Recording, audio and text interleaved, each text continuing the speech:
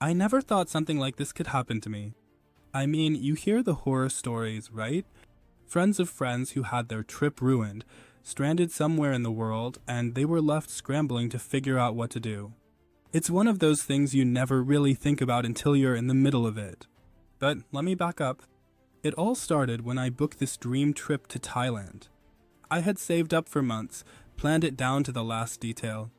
You know the feeling, everything has to be perfect. I was going to explore the islands, try all the street food, get lost in the markets. You get the picture.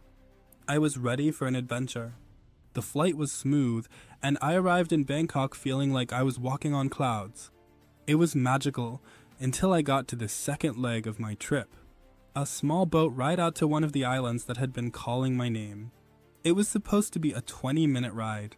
But then, things went south. I still remember the moment like it was yesterday. The boat started rocking, the waves getting bigger.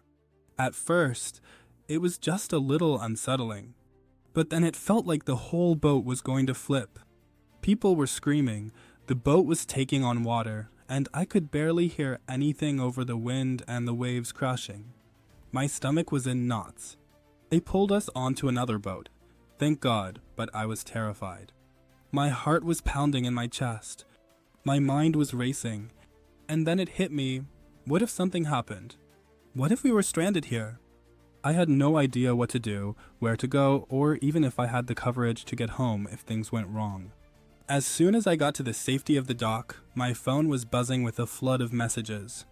Family, friends, all reaching out, but it didn't make me feel any better. The panic of being so far away from home without proper support was overwhelming. I spent the next few hours trying to calm myself down. I wasn't sure what my options were. I mean, who do you call when you're in the middle of nowhere and the situation is, well, urgent? I remember scrolling through my travel app, trying to figure out my next step. That's when I stumbled upon an option for emergency evacuation coverage.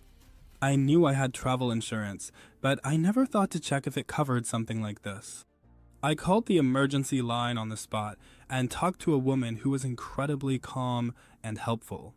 She asked all the right questions, reassured me, and then immediately got the ball rolling to make sure I was safe. It was like a weight had been lifted. And here's the kicker. They told me that with the evacuation coverage I had, I could get help right away if something went seriously wrong. I could be airlifted to safety if necessary, and they'd cover it. At that moment, I realized how much I had taken safety for granted. It was the kind of relief I can't describe. A literal lifeline. Now, I'm not the type to gush about services, honestly. I avoid recommending things like that. But after that experience, I've learned my lesson. You never know when something might go wrong, and having that coverage, it's not something I'll ever overlook again. I've started using Orist, Insure for my trips. Just a heads up, I'm not here to sell anything. But I genuinely trust them now. It's the kind of thing that feels too good to be true, but it's real. They make getting emergency coverage simple, and honestly, when something goes wrong, you don't have time to be hunting for help. You need it fast, and you need it reliable. I don't want to imagine how things could have gone if I hadn't found that peace of mind. So yeah, if you're planning your next trip, take it from me, make sure you're covered. It's not just about getting home safely, it's about making sure you're not left scrambling when things go off the rails. And trust me, you'll be thankful you did.